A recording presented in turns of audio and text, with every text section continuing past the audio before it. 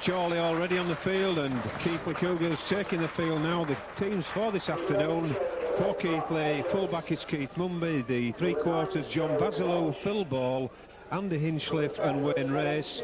Keith Dixon and Darren Appleby the halfbacks, with Greg Hiley, Paul Moses, Joe Grimmer, Steve Hall, Ian Gately and Martin Wood in the forwards. The subs for Keighley this afternoon: Carlton Farrell and Mark Brooke Cowden. And for Chorley Borough, the fullback Richard Clayton, the three-quarters Lee Crooks, John Ellis, Mark Maskery and Mike Smith. Steve Ashcroft and Jeff Robinson the halfbacks, with Mark Edwards, Joe Walsh, Sean Whiteside, Carl Briscoe, John Carney, Mick McTeague in the forwards. Billy Price and Tony Hodgson the substitutes. And the officials for this afternoon: Mr Campbell's the referee from St Helens, and his touch judges Mr Turner and Mr Lowe. Quite aptly named ground here at Chorley, the ground known as Grundy Hill, and certainly Hill is the operative word when we look at it. Faced from our position in the stand, a tremendous drop from this touchline to the far touchline, and also a slope from right to left as we look at it. It looks as though Chorley in fact have won the toss. They've elected to play down the hill, and what a hill it seems to be, Darrell. And there's going to be a kicking game this afternoon and half, isn't there? Certainly is, John. They've got a kick. Whoever's down the hill have got to be attacking. I don't think there'll be much play up opposite us. We're sat rather in the top half of the field. There's nothing in front of us. It'll all be down on the left-hand side. Certainly when Keighley get possession, they should, sit in this first half, try and kick the way out and keep Chorley back up the hill. But whether they can do it or not, it's another matter. And Keith Dixon gets play underway then for Keighley, puts that ball down to the Chorley post. Chorley running out. And apart from the tactics on the field, there's quite a bit of competitiveness off the field. That's the first penalty there for Chorley, for Keighley being offside. But competitiveness, as we were saying, off the field, because the two coaches of the respective sides, Peter Rowe and Jimmy Taylor, both having taken National League amateur teams to the Championship, the best amateur club in the country. Peter Rowe doing it at Dudley Hill, and Jimmy Taylor doing it last season at Wigan St Patrick's. So quite a bit of experience and competitiveness off the field there on the coaching bench, but certainly on the field is where we're going to see it this afternoon, as Chorley play that ball. Dummy in there to try to bring a man on, but driven back some 5 metres into his own half. The man who created a certain amount of havoc last season, that's the loose forward Mick McTeague for Chorley. A ball put down there, knocked forward by Phil Ball. It's a knock on both ways, no advantage. So the scrum will go down on the halfway line. Keighley's head and feed.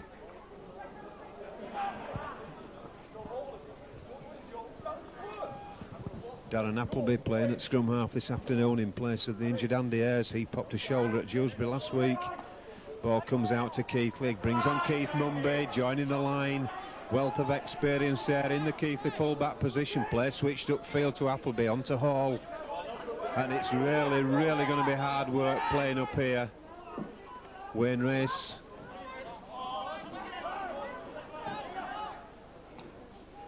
Highly onto Gately. Gately gets the ball out there, but it's goes to ground. Andy Hinchliffe, I believe, the man who unable to hang on to that pass. So it's a scrum down then just outside the Chorley 20-metre area. In and out to Chorley, hooked up the hill. Not getting too far forward though before he was held up there. That's Darren Appleby stopping the forward as he comes down the hill, Whiteside. Big gap there as the hooker got through. Hooker Joe Walsh for Chorley, just short of the halfway line, but that's John Carney who was tackled. This is Whiteside getting into Keighley territory. Walsh acting half-back, moves the ball across there to his standoff, and that's a kick through by Hall. And Hall's going to win the... Well, he could have won the chase had he not assisted. Had he not assisted, in fact, the full-back. But, in fact, the referee has given, I believe, an offside there, Darrell. I don't know. No, He's given the signal was that the fullback obstructed Steve Hall. He can only knock him out the way with his shoulder, and he didn't do. That's what he's given. That's what he indicated to give anyway. Well, certainly, my vision there was that Steve pushed the fullback out of the way, but there we go. That's Mr. Campbell's decision, and we're going to see John Basilou's attempt to convert the penalty into points.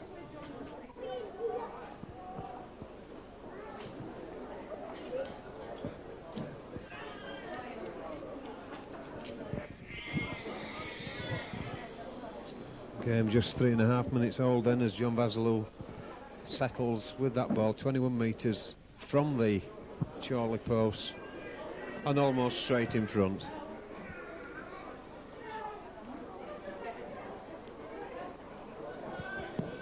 And the reliable boot of Basilou puts the points on the board for Keighley.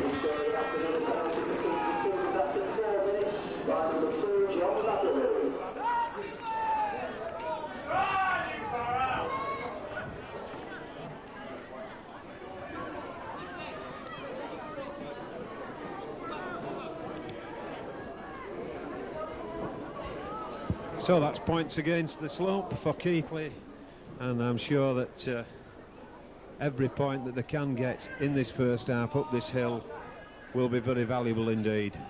Richard Clayton kicks off then over the far side.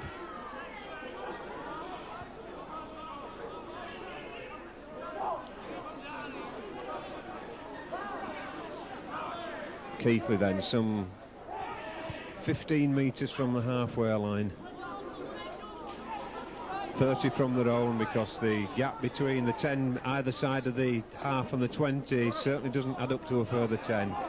So the field, by definition of the markings on it, is quite short. Nice kick there by Keith Dixon, but this is the full-back. He's going to put that ball back down in that number 9 hole. Ball's going to go dead, is it? Keith Mumby just waiting there for that ball to go dead. Holds his hand up to the referee to indicate, in fact, that that's what it has done. And Mr. Campbell takes play now back to the 20-metre line. This is Joe Grimmer for Keighley. Just getting a steady 10 metres forward before being tackled. Moses at acting half-back brings on Hall. Hall's being tackled low there. Pushed over the back of the Chorley number 11 down the hill as Greg Keighley this time, 10 metres from the halfway line. Ball going back again for the kick. Oh, and a knock on there. It was an awful pass back there from Paul Moses. Terrible pass back. The first one that Keith Dixon had to field wasn't the best of passes, but that was absolutely appalling. Enforced error there on Keith Dixon, putting Keighley under pressure. And standoff Steve Ashcroft for Chorley. This is Lee Crooks at acting half, going on his own. Not the Lee Crooks, as we have pointed out previously, I believe, last season, but John Carney. Certainly seems to be one or two quite top amateurs being recruited by this Chorley side, no doubt brought to them by Jimmy Taylor, with his wealth of knowledge of the amateur game. Nice ball there, and good ball out, and a good break. In fact, almost able to offload there to his scrum half Jeff Robbins, but just not quite able to do so. Chorley now going in. McTeague it is, loses the ball, and that's Paul Moses, drops on it. In like a ferret there was Moses to get that ball, but exposed a gap in the centre of the defence there of Keighley by the number 8 Mark Edwards. Keighley running across and down the slope, taking them up the slope, if you see what we mean. Steve Hall now. Last tackle, hand in the air from Mr. Campbell, indicating as such that ball better for Keith Dixon. That's a better kick because it split the wing and the fullback. Mike Smith, the winger, going to take that ball. As the fullback in support, puts the ball to him, but Appleby prevents him going to start with, and now Wayne Race and Phil Ball have a go at him, but Appleby's back there again with Phil Ball, eventually bringing him to ground. He only got 5 yards further forward, but he proved a little bit weak in the exercise nonetheless. Mike Smith then plays the ball to hooker Walsh. On the halfway line, McTeague offloads to Walsh again, getting into Keighley half of the field. Whiteside just pedantically driving that ball in there, tackles some 8 or 9 metres inside the Keighley half, little chip over the top. Full-back Mumby there, he's on station, he knows what's on as far as this field's concerned. Is the experience of Mumby telling him not to stray too far upfield and join the line because of the kick through, but this is Wayne Race then for Keighley. Play just steadying down in the centre of the field. Joe Grimmer. Dixon out there to Vasilo. Vasilo, oh, he's caught. Just slight hesitation there from John Vasilo on the far side. Perhaps would have been better taking that winger on. Martin Wood having to sit out this fixture last season, just having been recruited from Scarborough. Just recruited from Scarborough for this fixture last season, but registration unable to get there in time to Chapeltown Road, so he had to sit this one out last year. And the kick forward from himself there, being knocked on by the full-back of Chorley, Richard Clayton, and this is Keighley out the far side. Hinchliffe gets the ball out to Vasilo. Basilo's line, Basilo's in for a try there. 10 minutes on the watch as Keighley get the first try of the afternoon, Darrell. Yes, a good try, well worked try. The ball held up in the scrum slightly there. He actually helped Keighley by being held in the scrum. Then they whipped it out blind. Keith Dixon making the extra man by going blind. And the way they cover defence, John was clear. A good one, good try.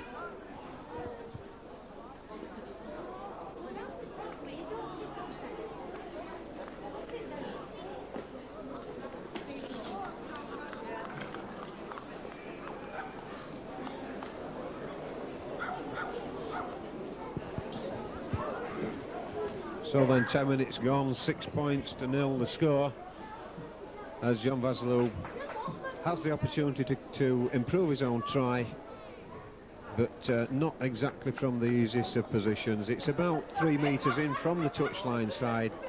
He's putting the ball down on the 20-metre line. And normally we see this ball that'll put down on the 25-yard line. Now in that, the 20 metres is about 22.5 yards, I reckon. I'm wondering if in the minds of these goal kickers there's a psychological block here, because they always used to put it on the 25, now they're putting it on this 20 metres, so it's nearer and so presenting themselves with a more acute angle to kick from. Well, a lot of goal kickers you find, John, they've got a set pattern, and like you just said there, they'll come out to the line for some unknown reason. They'll come out to that line no matter where they play. When they'll play at Keighley and it'll be 20 metres, they'll play here today and it might be 22. These pitches vary, but they actually do work to lines, the kickers, for no apparent reason. And if you ask them, they won't be able to tell you why. So then the conversion not successful. Clayton getting play underway. Ball well taken there by Steve Hall, and 20 valuable metres regained for Keighley as he hits that line before being tackled. Paul Moses going from acting half, but he's tackled by McTeague. Ball being worked up the hill. Appleby misses it, but it's Joe Grimmer who's on hand to sweep it up. He was struggling there up the hill and might have been better just taking his tackle, but this is Martin Wood for Keighley. 10 metres in from the touchline side. Ball back to Dixon. Dick's going to put this ball left boot. I thought that ball was going to go far side, but not so. It's a good kick there, putting Clayton back on his heels. He has to pick that ball up 5 metres from his line, and he feigned there to kick the ball downfield, and quite honestly I think he might have been better doing so, because all he did was allow the Keighley players the opportunity to get back in numbers. All he did by dummying to kick, I should say, that is, not by kicking. That's Briscoe then for Chorley, getting out of his own 20-metre area just.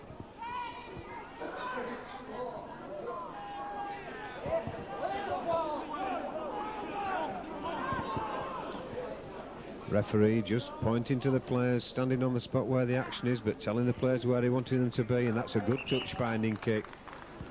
Relieving a little bit of pressure for Chorley, taking it some 7 or 8 metres inside the Keighley half of the field.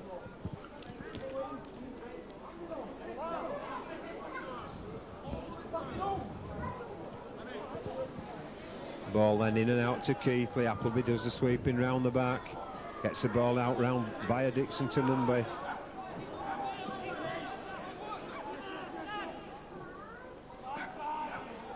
Appleby looking for a gap through there, almost finding it, but not able to get, but still 5 metres inside the Chorley half. Steve Hall, he could be a real bundle full of problems for Chorley in the second half when he doesn't have to use half his energy charging up the hill. Ian Keighley, nice ball out there, but equally well met on Hinchcliffe. Appleby not particularly expecting that ball, I'm sure. But still almost finding the gap there. It's only a short tackle there by Whiteside that holds him back. Ball going out there to the far side. Wood chips over the top. Chip and chase by Wood. Fumble initially. Well, Martin Wood did the kick in there, but in fact it's John Basilou, I believe, who's been given offside, is it, Dell? Yeah, John Basilou in front of Martin. When Martin got to the ball, he hadn't overtaken John, so technically John was offside. Good decision. So then Mike Maskery with the opportunity of taking a bit of pressure off this Chorley defence. Left boot kick. 30 metres from his own line and about 20 metres actual gain of ground down the field. That's Carney for Chorley.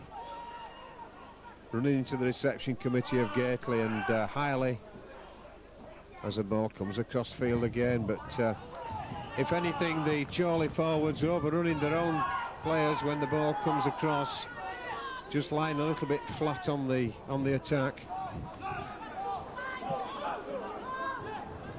Ball going back over the far side for Ashcroft. The ball being lost, and it's the big figure there as Steve Hall regathers. Joe Grimmer gets the ball out there to Martin Wood, but the ball being knocked on. Referee very quickly blows his whistle there. Could see there wasn't going to be any advantage to Chorley. Blew his whistle quickly to prevent players diving in, and got to applaud that sort of a decision. Ball won there by Chorley. It's number 3, John Ellis, getting into the Keighley half of the field. McTeague going forward. He gets another 7 or 8 metres further forward, some 15 metres into the Keighley half. Ball coming upfield there. Looks like Mark Edwards, but lost the ball. Keith Dixon coming up the field. Gives it to Wayne Race. Oh, well met there by standoff Steve Ashcroft. Stops Wayne Race in his tracks. It's Appleby now on to Mumby. Mumby. I don't think Keith will relish running up this slope too much, but he'll do his share the same as everybody else. Keighley now out the far side there. Broke that first tackle by Hinchcliffe. Just gets into Chorley half, into the Chorley half as Hall acting half. Onto Keighley. Keighley onto Dixon. That's Phil Ball now. Out to Dixon, skipping outside. Ball hit out, knocked out of his hands. And Darren Appleby there stood over the ball, allowing the Chorley standoff Ashcroft to get the ball, but originally in an offside position, and as soon as Ashcroft picked the ball up, Darren Appleby tackled him, and of course is offside, giving Chorley the penalty that takes play onto the Keighley 20-metre line. And Joe Walsh is the man once he gets the ball to get play underway again for Chorley. First receiver there's Whiteside driving in. Well met there by Keighley and assisted by Paul Moses. Run round there with a scrum half. Mark Edwards eventually wrapped up under the posts. and some 14 or 15 metres from it. This is Ashcroft for Chorley. Chorley looks set up for something here. Ball going downfield, I suggest. Looks like Edwards may be the man who's going to get it. But no, he was the foil. It's McTeague going in, and the high tackle there called by the referee. It's Joe Grimmer he's called out, I believe. My view, just obstructed by one of the pillars in the stand, Daniel, but I think it was high. Yes, it was definitely high, John. I couldn't make out just quite whose arm it wasn't, either Joe Grimmer or Ian Keighley, but the referee was quite correct. Good decision. Keep them out. Keep them tackles out of this game. So the ball gone on the field then. Goal kicker looks like Mike Smith, the number 5 for Chorley. Be looking to put them on the scoreboard. Some 19 minutes on the clock then, almost halfway through this first half. Mike Smith looking to get Chorley off the mark. 6 points to 0 the score at the moment. Right-footed kicker.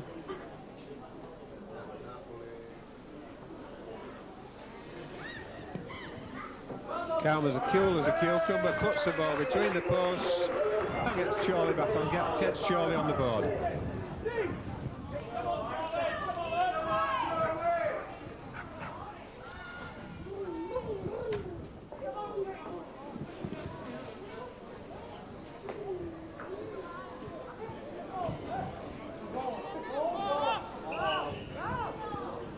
One or two problems here with the ball, that one having gone out into the cricket ground, we believe.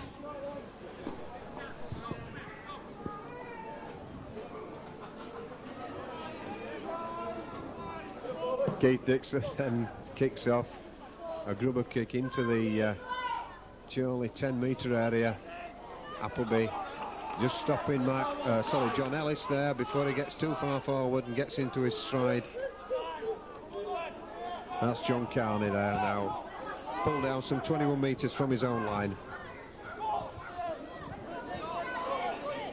Edwards, one of the men who helped carve the victory out at Nottingham for Chorley last week, doing some powerful running, the number 8 for Chorley. McTeague again. Offloads, almost causes an error there, and in fact pushes his own players back some 10 metres in trying to offload and get play moving quickly. This is the last tackle though. That ball kicked well downfield, good kick there, could go dead, in fact will go dead. Nonetheless, it still puts Keighley back on their own 20 metres, and that kick going downfield some 40-50 metres. I'm sorry, the territorial advantage to Chorley, some 50 metres, with Keighley left with the hard work of driving back up this hill again.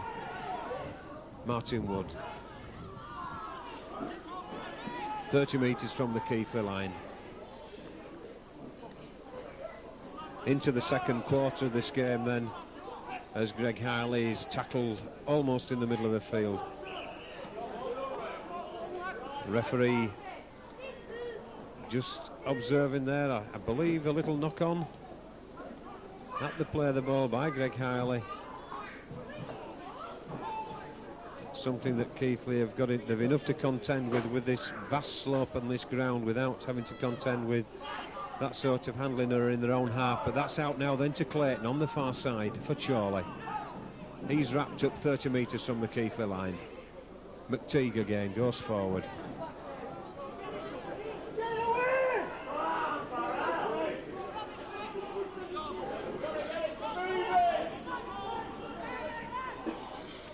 And again, a run round there, stand-off scrum half, brings on that prop forward, number 8, offloads.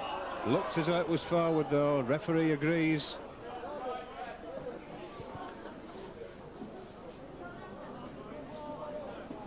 In fact, Carlton Farrell warming up on this touchline side, as is Tony Hodson for Chorley. One of their forwards looking a little bit worse for wear already, number 11 I believe it is, Carl Briscoe. Not looking happy at all. Full ball.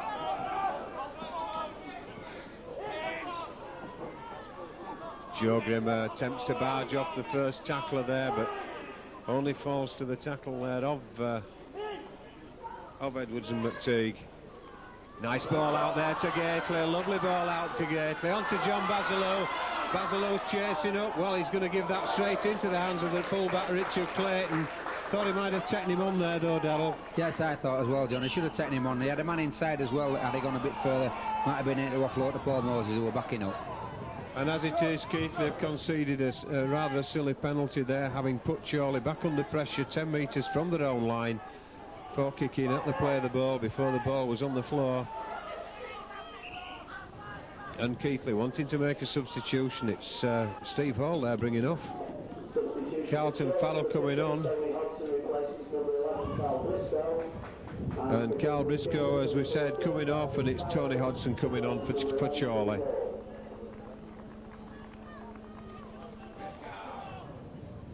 Well, it certainly doesn't look to be anything too wrong with Steve Hall coming off the field. He's just gone sat straight down on the bench.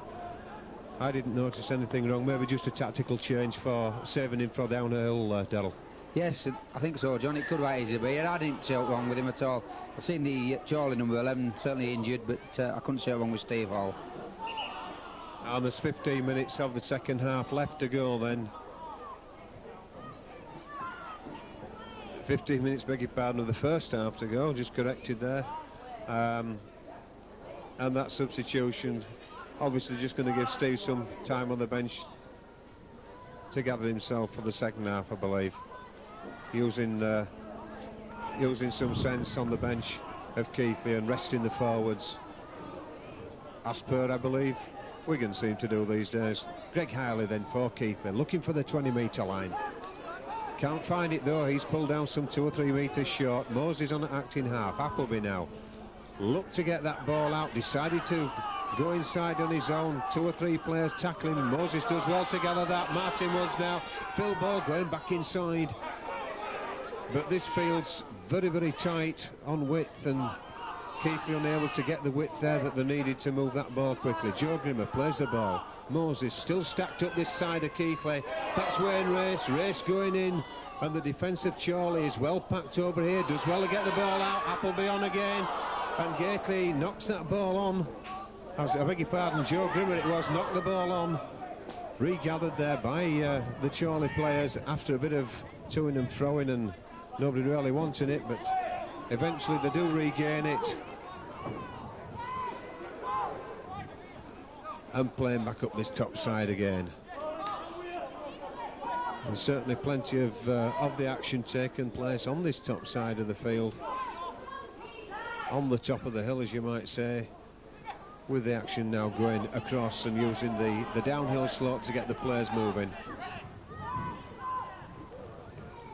McTeague chips over the top. Basilou though does well, regathers, comes back inside. Now he takes him on, goes up the outside, hands him off, but goes into touch. Unfortunate there, but certainly better as far as John Basilou was concerned. Took on the full-back that time, Darrell.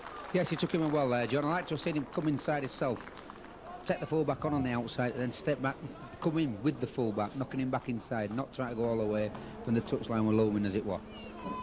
Still must be very difficult with the slope that's pushing you down towards that touchline all the side, but nonetheless certainly better as far as John was concerned. McTeague then for Chorley gets to the 20-metre line before being tackled.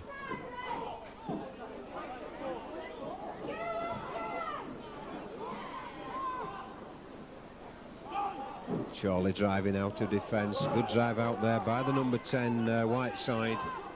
Ball going back for the boot downfield. Keith Mumby's still down there though. He's hardly moved. The ball hit foot and knee. Wayne Race then gets the ball. Runs across the face of play. But is he going to get away from them? He's certainly an elusive character, his Race. But unable to get anywhere other than a couple of yards outside his own. A couple of metres outside his own 20 area. John Basilou brings play back infield, in towards the centre.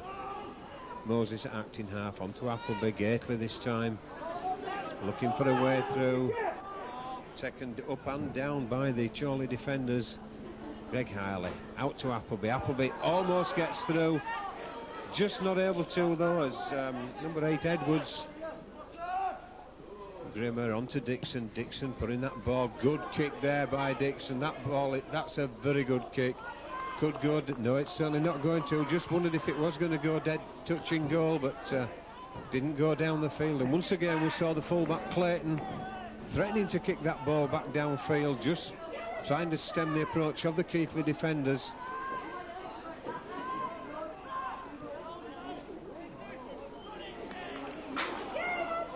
Ian Whiteside driving away from his own 20-metre area for Chorley.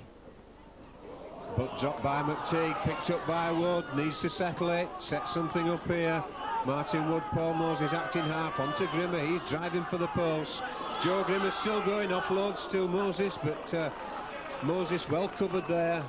Play to settle now. Martin Wood switches it down the far side. Dixon sidesteps, goes round, and wriggles out of the tackle, goes in some 10-15 metres from the far side of the uprights for a very good Keighley try. That one coming after 29 minutes, Dal. Yes, a good try there, Keith. Saw that the gap, saw that they were moving up on this top side. There were gaps down bottom. We did well. They went down the bottom end, beat the man, and was had enough strength to get over the line. Good try. And certainly I thought there that Chorley were expecting Keighley to work the ball back up this slope again, and the ball with the play was switched down to the left-hand side, caught them unaware. It was a one-to-one situation. There was no overlap as such, but Dixon saw that there was quite a wide gap between the two defenders, just dug his left boot into the ground and came back inside and went through. It still had to be scored though, because there was a man hung onto his ankles as he went over, but nonetheless that's 4 more points for Keighley, and that brings the score 10 points to 2, with John Vasilou yet again with the opportunity of putting the X's on the board.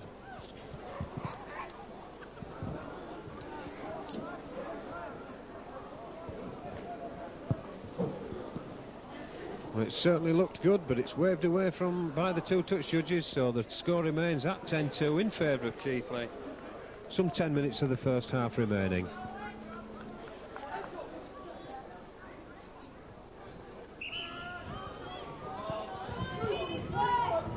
Short of a ball again as the referee just calls to the bench, or the ball boy or somebody, to get a ball on the field. And now we've got 2 on, because the young fellow at the far side's delivering it personally, no less. Full black Clayton then just puts that ball down on the centre spot as Mr. Campbell starts the clock again. And play gets underway with a deep, well, I thought it was going to be a deep kick, but it was almost a miscue and a knock on by Greg Keighley, and he's certainly injured there as he went down for that ball. And a lot of the players going on round very quickly as the Keighley physio gets in there, but Greg certainly took a knock there as he dived for the ball. He's getting back up though. They've made a stronger stuff down under than going down for no reason, but still the Keighley physio, Daryl, looking a little bit concerned, but Greg's fine. He's all right. He's got up all right. Yeah, I'm glad to see that, John. The referee won the ball. He stopped the game straight away when he realised it could have been serious. That's what we like to see. We don't want players injured in this game. Ball spilled there by McTeague, I believe. No, it wasn't. It was a substitute. Tony Hodson spilled the ball and missed the next tackle as well for Chorley as Ian Keighley comes on. And Keighley were just ready to warm up the substitute Mark Brooke-Cowden for Greg Keighley, but thankfully looks as though he's putting his tracksuit back on again. As Keighley getting the ball out there. Carlton Paddle, feet flying off the ground there, his tackle, leaving a Chorley player prone on the ground behind him. Kick through there once again. Looking upfield to get the ball into the centre of the area, that man, but unable to. And the referee again has just stopped play. And it looks, in fact, as though Keighley are going to bring Greg Keighley off. Down in front of us here, we've got Mark Brooke-Cowden with the touch judge and the Keighley man with the board in his hand. And Greg just again coming off to take a well-earned break and to recover. Coming off on the advice of the physio. Got the word back to the bench very, very quickly there. And Chorley also have Billy Price ready to come on, no doubt from the player who is being helped back to his feet, and certainly not sure which world is in, this earth of Fuller's. And in fact, being told to come off. And it's Billy Price goes on. And it's the other substitute, Tony Hodgson, who took that, well, I believe actually injured himself, Daryl, didn't he, tackling Carlton Farrell? Yes, he did. It was an excellent tackle, but I think he finished up underneath Carlton, which is a silly thing to do. Certainly when Carlton's running like he was doing. I hope he's all right anyway. Should be back on it second half, gets his wind. He's gradually making his way back up the hill to the bench, and it's Chorley then to restart, get play back again with that play the ball. Some 10 metres inside their own half of the field. Ball moving up this slope quickly then. And now going back as Billy Price decides to take it back towards the centre of the field. Tackled though by Brooke Cowden. Now Carlton Farrell again. Pressure being applied by Keighley on the players, but it's a good break there. And in fact, a lovely pass inside from John Ellis to Mark Maskery, taking place some 15 metres from that Keighley line. Ball moving across field now through the stand-off and scrum half, and it's across there. Should have gone earlier, but it wasn't allowed to. But the full-back now. Full-back's going to score there, Richard Clayton. Indecision, slight indecision there in the Keighley defence, Darrell. But nice pair of hands there between John Ellis and Mark Maskery, the two centres on this top touchline side. Yes, that's where the try was made, John. It went down this top side. Excellent running, beautiful handling, really top class. I like to see that. And then when the ball went out, like you said, the call of Keighley in two minds what to do. Chorley should have slipped out a bit earlier, and they didn't do. I think that caught Keighley out, and then when it did go out, the fullback was virtually clear. A nice try for him. Yeah, I certainly thought that number 8 Mark Edwards for Chorley ought to have released the ball a little quicker, and in fact had he done so, the possibilities were that Chorley may well not have scored, because his indecision of moving the ball out caused the equal indecision in the Keighley defence. So that's 4 points to Chorley, a very good try as far as they're concerned, and a splendid break down this top touchline side by John Ellis that created the opening for Maskery to carry the ball on, and quick hands across all the way across the field to that bottom side for full-back Clayton to get the 4.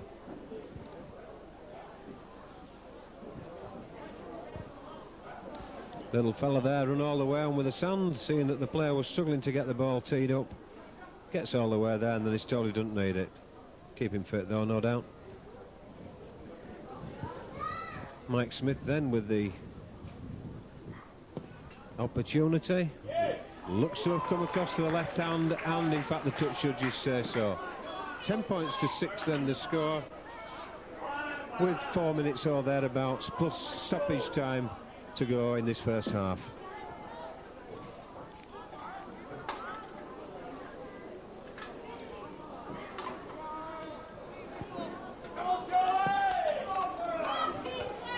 Keith Dixon gets play underway again. To those groping hands, but it's of John Ellis, but he does well. He had to grope for the ball to start with, but eventually gets it and gets some 23 metres or so forward before being tackled. Ashcroft being caught in possession there after Edwards had laid the ball off to him, and that's Whiteside for Chorley. Plays the ball. Left-footed kick downfield, another good kick. Using this touchline side at Chorley. That was Billy Price who put the ball down. Keith Mumby for Keighley, still back on that station. Does the sweeping up, but gets tackled in possession. And three tackles being made almost on the same spot there by Chorley. Keighley just struggling to get out of this particular patch of the ground. Gately, that one, that is there, still only 20 metres from the line. There's a player injured underneath there. In fact, can't see quite, but I'm told that the boots are caught. Probably need a bucket of water there, Darrell. Yeah, I thought we did it all, John.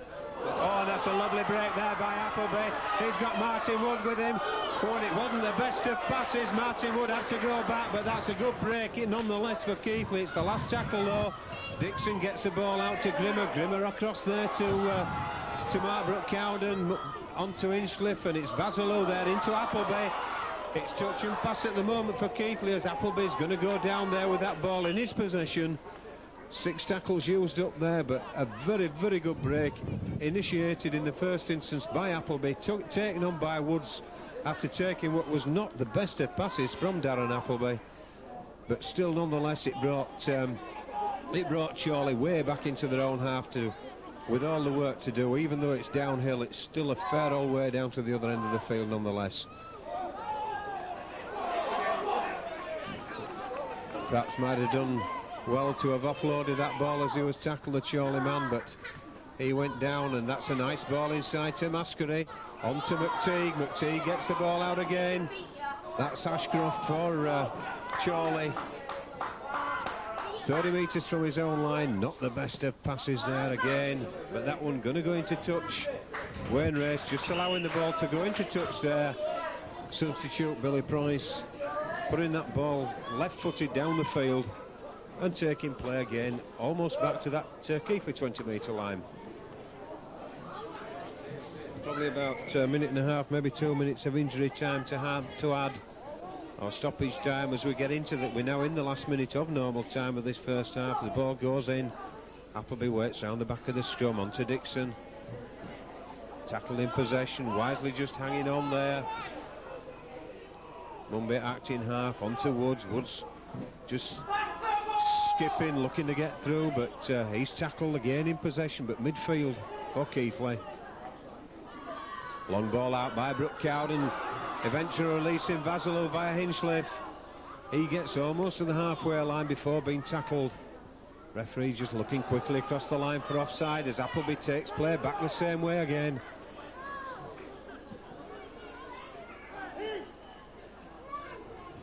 Joe Grimmer looking to offload to Paul Moses. Ball knocked down there, but went back, says the referee, quite rightly so. Keighley regather. Ian Gately standing over the man with the ball. Wipes his slate clean though, does the referee. Ian Gately having touched that ball, but it's Edwards gets the ball out to his scrum half, across to McTeague. Forward pass there, and looked forward, but not so, says the referee. McTeague again rejoins the attacking movement. Certainly it was a good pass. If it wasn't forward, the referee said it wasn't. And Chorley now coming through. Billy Price onto the winger Smith via the hands of Edwards. Price once more to Ashcroft. Ashcroft tackled by Brook-Cowden. Chorley got the place stacked up this side, just a little bit bunching in the centre there though, and that's John Carney. He's tackled in possession. It's the last tackle according to Mr. Campbell. It will look for the drop goal. It's charged down and it's gone back to the full-back. Jeff Robinson, the man trying to drop the goal, hitting Ian Gately and going back into his hands.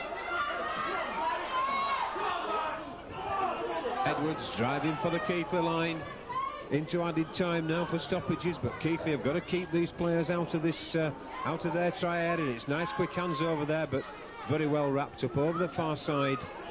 Referee just having a look at his watch there, but that's not the one that counts. It's the timekeepers, and it's McTeague driving towards the post for Chorley. Almost 2 minutes of stoppage time played now as Price does the run round there. Nice ball out there to Ashcroft, does well to take it. Last tackle once more, says the referee. Ashcroft plays that ball, he gets it onto the scrum half, but that ball going dead. Scrum half Jeff Robinson looking to chip the ball over the top. And I think, Darrell, it's got to be half-time any second now, and I think Keighley have done well to in fact have points in advantage in this first half, and we'll be looking to a good blow in the second. Yes, I think, John, I think if we'd have set off start of the game saying that Keighley were just going to be within 6 points of Chorley, we'd have been happy. They're actually 4 points in front, so we're exceptionally happy with that. Joe Grimmer then just playing the ball to himself. Just to remind you of the scorers in the first half. 10th minute try there for John Vassalou, and a 30-minute try for Keith Dixon, and the penalty goal in the 3rd minute to Vassalou gives Keighley their 10 points, And the 6 points for Chorley coming from the try in the 35th minute by the fullback Richard Clayton, and the penalty goal on the 20th minute to Mike Scott. The half-time score then here at Grundy Hill, Chorley 6, Keighley 10.